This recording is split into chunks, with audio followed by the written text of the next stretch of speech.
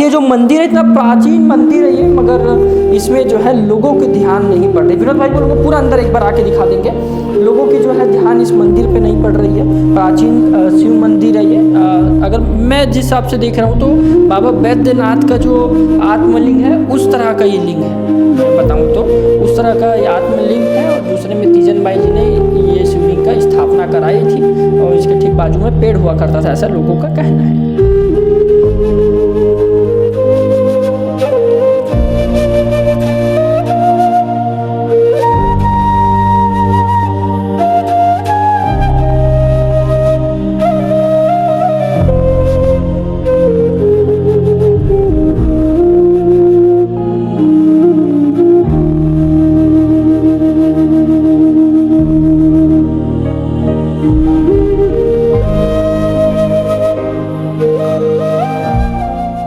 इस वक्त मैं दुर्ग के भेड़सर गांव में हूं और बलोदी का नाम आपने सुना होगा। भेड़सर और बलोदी का ये समझ लीजिए सीमावर्ती क्षेत्र है ये। और दूसरी तरफ बताऊं तो मेरे पीछे अगर आप ये मंदिर देख रहे हैं तो पहले आपको आके मंदिर दिखा देता हूं। मंदिर के बारे में इसकी पहले आपको गाथा बता देता हूं। आपने विश्व प्रसिद्ध पांडवानी गायिका तीजन बाई का नाम आपने सुना होगा, उन्हीं के द्वारा जो है ये मंदिर बनाया गया है। अब आप सोच रहे होंगे कि तीजन बाई जी ने मंदिर क्यों बनाया, तो इसका आपको थोड़ा सा विनोद भाई बोलूँगा अंदर आ जाएंगे। इसका आपको थोड़ा सा एक हिस्ट्री या कोई रस्मी चीज़ें बता देता हूँ। हुआ कुछ होता कि आज से लगभग ये जो मंदिर है 100 से 200-250 साल पुराना बताया जा रहा है। दूसरे तरफ अगर आपको बताऊं तो विनोद भाई बोलूँगा आके दिखा देंगे। पहले आपको शिवलिंग दिखाऊं। आपको यहाँ 2 शिवलिंग दिख रहा होगा। जो एक शिवलिंग है यानी कि ये जो प्राचीन शिवलिंग है ये इसके ठीक बाजू में आज से कुछ समय पहले यहाँ एक पेड़ हुआ करता था, पेड़ था। और ये शिवलिंग कब का है, कितने दिन कितने साल पुराना है ये कोई नहीं जानता, मगर इसकी मान्यता आसपास के ग्रामीणों में काफ़ी ज़्यादा है। तो फिर जब तेजन बाई थी तो जब ये शिवलिंग खंडित हो गया तो उन्होंने ये नया ये जो शिवलिंग है इसकी स्थापना कराई, यानी कि दूसरे शिव जी की स्थापना कराई गई। फिर ये सब चीज़ें बनाई गई, मंदिर बनाई गई। मगर यहाँ पे एक पेड़ हुआ करता था। हालांकि बताऊँ तो क्षेत्रवासियों को आज भी बहुत सारे ऐसे लोग हैं जिनको इनकी प्राचीनता या यूँ कहे चीज़ें नहीं पता कि आपके गाँव के बीच में भी एक ऐसी मंदिर है। तो वही चीज़ मैं आपको दिखाने के लिए इस वक्त में आया हूँ। ये शिवलिंग जो है बहुत प्राचीन बताया जा रहा है। कुछ समय में जब यहाँ ज्योत वोत भी जलाया जाता है, ग्रामीणों में काफ़ी उत्साह रहता है एक समय में यहाँ बात करें तो। मगर आसपास देखेंगे तो आपको रेलिंग दिख रहा होगा, इधर आप देखें रेलिंग देखें और दूर दूर तक आपको ईटा भट्टे दिख रहे होंगे। तो ईटा भट्टे यहाँ पे जब यहाँ पे एक मान लीजिए कि ईटा भट्टे का टेंडर होता है, ईटा भट्टे का एक लीज मिलता है, तो लीज के अनुसार ही जो है ईटा भट्टे वाले खुदाई करते हैं। उस खोदे हुए मिट्टी से जो है ईटा बनाने की प्रक्रिया वो करते हैं।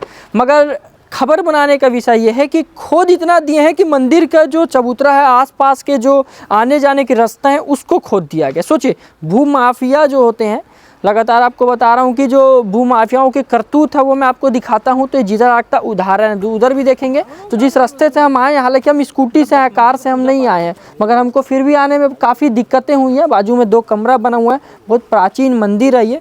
और हो सके जब मैं खबर बना रहा हूँ इसके बाद बहुत सारे न्यूज़ चैनल वाले, बहुत सारे लोग आए और इसको कवर करें। मगर इसमें एक बात आपको समझना चाहिए और एक बात चीज़ आपको अच्छे से देखना चाहिए कि इस तरह की अगर देखेंगे तो तीजन बाई का नाम कोई छोटा मोटा नाम नहीं है, विश्व भर में नाम इनका है। और इसी के साथ ही उनका बनाया हुआ ये मंदिर है। ये मंदिर के साथ ही अगर आप देखेंगे तो क्या कृत हो रहा, आप ये देखिए। क्या नाम दादा आपका? मेरा नाम तुलसीराम देशमुख है। अब यहीं के बलोदी हो जी। तो कब बना था मंदिर, की प्राचीनता बता और क्या कुछ हो रहा है वो बताएंगे। अब एला तो हमार जब जन्म होते अगर पहले के हमार सियान मन भी हमार दादा परदादा मन वो मन भी बताए कि हम मन नहीं जानन कि कब से पधारे। तो बहुत भीड़ रही सुबह बखत आमा के बिही के बहुत बड़े जाम रही से लोग अकेला आदमी आ जा नहीं सके।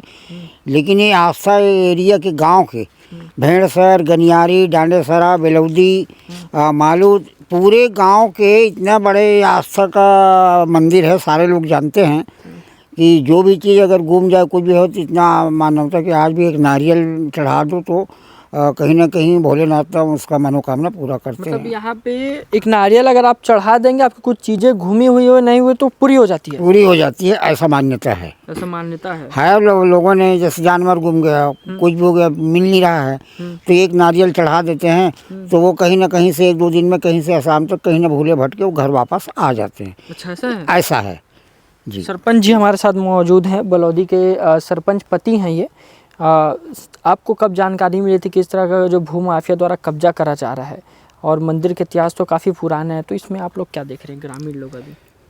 क्योंकि मेरा नाम गिरीश्वर देशमुख है और मैं ग्राम पंचायत बलौदी का पूर्व सरपंच हूँ, वर्तमान में सरपंच पति भी हूँ। और जिस तरह से हम लोग मालोद बलौदी के एक सीमावर्ती क्षेत्र में खड़े हैं, ये बहुत पुराना और प्राचीन और प्रसिद्ध मंदिर है। क्योंकि ये एक बिहार जंगल हुआ करता था उस ज़माने में। आज तो पूरे ईंटे भट्टे वालों ने यहाँ मट्टी काट डाले, पेड़ काट डाले और वीरान सब बना दिया है। और कहीं न कहीं उनके मट्टी खोदने के कारण यहाँ देखिए आप सामने है अपना शमशान घाट का भी एरिया है ये। और जब शमशान घाट बना होगा या हमको शमशान घाट लाने ले जाने में भी जो रास्ता संबंधी अव्यवस्था है, क्योंकि उस रास्ते को भी ईंट भट्टे वालों ने खोद करके अपना मट्टी निकाल लिए हैं। क्योंकि वर्तमान स्थिति में एक ऐसा है कि हमारे क्षेत्र में ये प्राचीन मंदिर हमारे पूर्वजों को पूछने पर भी वो नहीं बता पाते कि कब का स्थापित है। जो खंडित रहा है, उस खंडित मूर्ति को उसके बगल में पद्मश्री तीजन बाई ने कहीं न कहीं उसने यहाँ आराधना पूजा पाठ किया होगा, उनका मनोकामना तीजन बाई पद्मश्री तक के पहुँचे होंगे।